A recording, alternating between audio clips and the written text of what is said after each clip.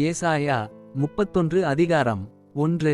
சகாயமடையும்படி இஸ்ரவேலுடைய பரிசுத்தரை நோக்காமலும் கர்த்தரை தேடாமலும் எகிப்துக்குப் போய் குதிரைகள் மேல் நம்பிக்கை வைத்து இரதங்கள் அநேகமாயிருப்பதினால் அவைகளை நாடி குதிரை வீரர் மகா பெலசாலிகளாயிருப்பதினால் அவர்களை நம்பிக்கொண்டிருக்கிறவர்களுக்கு ஐயோ. 2. அவரும் ஞானமுள்ளவர், அவர் தம்முடைய வார்த்தைகளை மறுக்காமல் தீங்கு வரப்பண்ணி தீமை செய்கிறவர்களின் வீட்டுக்கும் அக்கிரமக்காரருக்குச் சகாயஞ்செய்கிறவர்களுக்கும் விரோதமாக எழும்புவார். 3.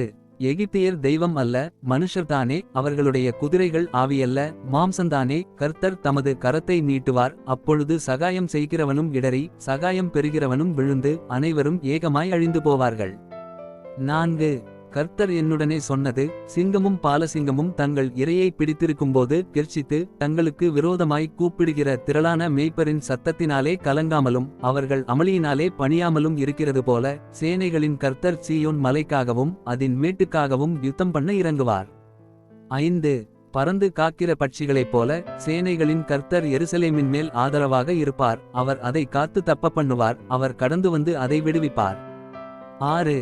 இஸ்ரவேல் புத்திரரே, நீங்கள் முற்றிலும் விட்டுவிலகினவரிடத்தில் திரும்புங்கள். 7. உங்களுக்கு பாவமாக உங்கள் கைகள் செய்திருந்த வெள்ளி விக்கிரகங்களையும் பொன் விக்கிரகங்களையும் உங்களில் ஒவ்வொருவரும் அக்காலத்திலே வெறுத்துவிடுவீர்கள். 8. அப்பொழுது வீரனுடைய பட்டயம் அல்லாத பட்டயத்தாலே அசீரியன் விழுவான், நீசனுடைய பட்டயம் அல்லாத பட்டயமே அவனை பட்சிக்கும், அவன் பட்டயத்துக்கு தப்ப ஓடுவான், அவன் வாலிபர் கலைந்து போவார்கள். 9. அவனுடைய கண்மலை பயத்தினால் ஒழிந்து போம், அவர்களுடைய பிரபுக்கள் கொடியைக் கண்டு கலங்குவார்கள் என்பதை சீயோனில் நெருப்பையும் எருசலேமில் சூளையையும் உடைய கர்த்தர் சொல்லுகிறார். ஏசாயா 32 அதிகாரம் 1.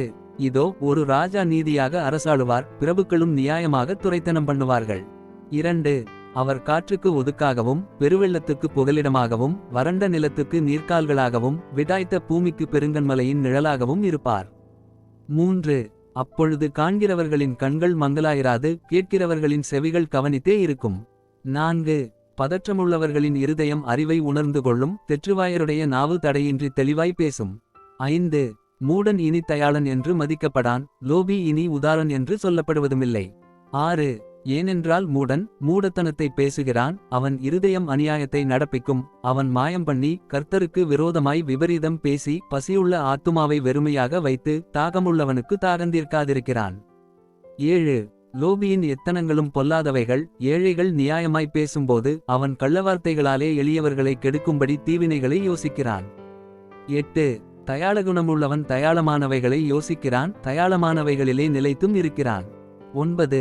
சுகஜீவிகளாகிய ஸ்திரீகளே, எழுந்திருந்து என் வார்த்தைகளை கேளுங்கள், நிர்விசாரமான குமாரத்திகளே, என் வசனத்துக்குச் செவிகொடுங்கள். 10. நிர்விசாரிகளே, ஒரு வருஷமும் சில நாட்களுமாய் தத்தளிப்பீர்கள், திராட்ச பலன் அற்றுப்போம், அறுப்பு காலம் வராது. 11. சுகஜீவிகளே, நடுங்குங்கள், நிர்விசாரிகளே, தத்தளியுங்கள், உடையை உரிந்து களைந்து போட்டு அறையில் இரட்டை கட்டிக்கொள்ளுங்கள். 12. செழிப்பான வயல்களி நிமித்தமும் கனிதரும் திராட்சச் செடிகளி நிமித்தமும் மாரடித்து புலம்புவார்கள். 13. என் ஜனத்தினுடைய நிலத்திலும் களிகூர்ந்திருந்த நகரத்திலுள்ள சந்தோஷம் நிறைந்த எல்லா வீடுகளிலும் முட்செடியும் நெரிஞ்சிலும் முளைக்கும். 14. அரமனை பாழாக விடப்படும், ஜனம் நிறைந்த நகரம் வெறுமையாகும், மேடும் துருக்கமும் என்றைக்கும் கெபிகளாகும், அவைகள் காட்டுக்கழுதைகள் கழிக்கும் இடமாயும் மந்தைகளுக்கு மேய்ச்சலிடமாயும் இருக்கும். 15. உன்னதத்திலிருந்து நம்மேல் ஆவி ஊற்றப்படுமட்டும் அப்படியே இருக்கும், அப்பொழுது வனாந்தரம் செழிப்பான வயல்வெளியாகும், செழிப்பான வயல்வெளி காடாக எண்ணப்படும். 16. வனாந்தரத்திலே நியாயம் வாசமாயிருக்கும், செழிப்பான வயல்வெளியிலே நீதி தங்கித்தரிக்கும். 17. நீதியின் கிரியை சமாதானமும் நீதியின் பலன் என்றுமுள்ள அமெரிக்கையும் சுகமுமாம். 18. என் ஜனம் சமாதான தாபரங்களிலும் நிலையான வாசஸ்தலங்களிலும் அமைதியாய் தங்கும் இடங்களிலும் குடியிருக்கும். 19. ஆனாலும் காடு அழிய கல்மழை பெய்யும், அந்த நகரம் மகா தாழ்வாய் தாழ்ந்து போம். 20. மாடுகளையும் கழுதைகளையும் நடத்தி கொண்டு போய் நீர்வளம் பொருந்திய இடங்களிலெல்லாம் விதை விதைக்கிற நீங்கள் பாக்கியவான்கள். ஏசாயா 33 அதிகாரம் 1.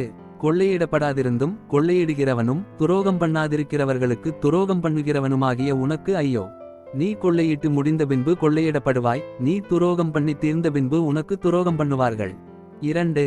கர்த்தாவே, எங்களுக்கு இரங்கும், உமக்கு காத்திருக்கிறோம், தேவரீர் காலையில் அவர்கள் புயமும் இக்கட்டுக்காலத்தில் எங்கள் இரட்சிப்புமாயிரும். 3. அமளியின் சத்தத்தினாலே ஜனங்கள் அலைந்தோடி நீர் எழுந்திருக்கும்போது ஜாதிகள் சிதறடிக்கப்படுவார்கள். 4. வெட்டுக்கிளிகள் சேர்க்கிறது போல உங்கள் கொள்ளை சேர்க்கப்படும். வெட்டுக்கிளிகள் குதித்து திரிகிறது போல மனுஷர் அதின் மேல் குதித்து திரிவார்கள். 5. கர்த்தர் உயர்ந்தவர், அவர் உன்னதத்தில் வாசமாயிருக்கிறார். அவர் சீயோனை நியாயத்தினாலும் நீதியினாலும் நிரப்புகிறார். 6. பூரணரட்சிப்பும் ஞானமும் அறிவும் உன் காலங்களுடைய உறுதியாயிருக்கும். கர்த்தருக்கு பயப்படுதலே அதின் பொக்கிஷம். 7. இதோ அவர்களுடைய பராக்கிரமசாலிகள் வெளியிலே அலறுகிறார்கள். சமாதானத்து ஸ்தானாபதிகள் மனங்கசந்து அழுகிறார்கள். 8. பாதைகள் பாழாயின, வழிப்போக்கர் இல்லை. உடன்படிக்கையை மீறுகிறான், நகரங்களை இகழ்ச்சி பண்ணுகிறான், மனுஷனை எண்ணாதே போகிறான். 9. தேசம் துக்கித்து விடாய்த்திருக்கிறது, லீபனோன் வெட்கி வாடுகிறது. சாரோன் வனாந்தரத்துக்கு ஒப்பாகிறது, பாசானும் கர்மேலும் பாழாக்கப்படுகிறது. 10. இப்பொழுது எழுந்தருளுவேன், இப்பொழுது உயருவேன், இப்பொழுது மேன்மைப்படுவேன் என்று கர்த்தர் சொல்லுகிறார். 11. பதரை கற்பந்தரித்து தாளடியை பெறுவீர்கள், அக்கினியைப் போல் உங்கள் சுவாசமே உங்களை பட்சிக்கும். 12.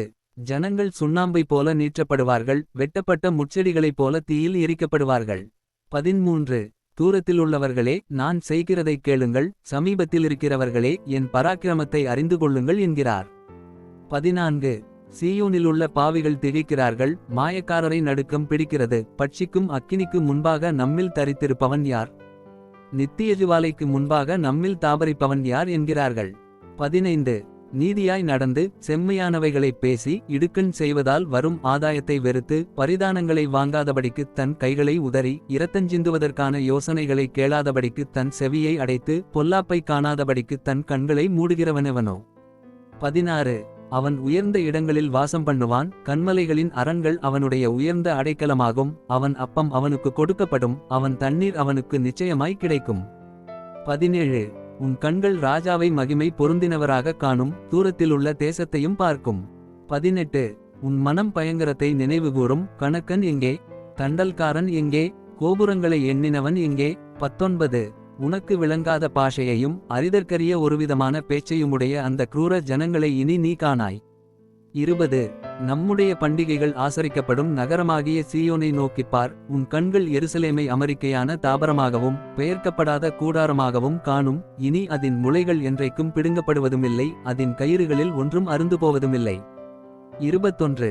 மகிமையுள்ள கர்த்தர் அங்கே நமக்கு மகா விசாலமான நதிகளும் ஆறுகளுமுள்ள ஸ்தலம் போலிருப்பார். வலிக்கிற படவு அங்கே ஓடுவதும் இல்லை, பெரிய கப்பல் அங்கே கடந்து வருவதும் இல்லை. 22.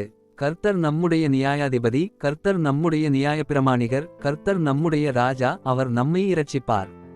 23. உன் கயிறுகள் தளர்ந்து போம், பாய்மரத்தை கெட்டிப்படுத்தவும் பாயை விரிக்கவும் கூடாமற்போம். அப்பொழுது திரளான கொள்ளைப் பொருள் பங்கிடப்படும், சப்பானிகளும் கொள்ளையாடுவார்கள். 24. வியாதிப்பட்டிருக்கிறேன் என்று நகரவாசிகள் சொல்வதில்லை, அதில் வாசமாயிருக்கிற ஜனத்தின் அக்கிரமம் மன்னிக்கப்பட்டிருக்கும்.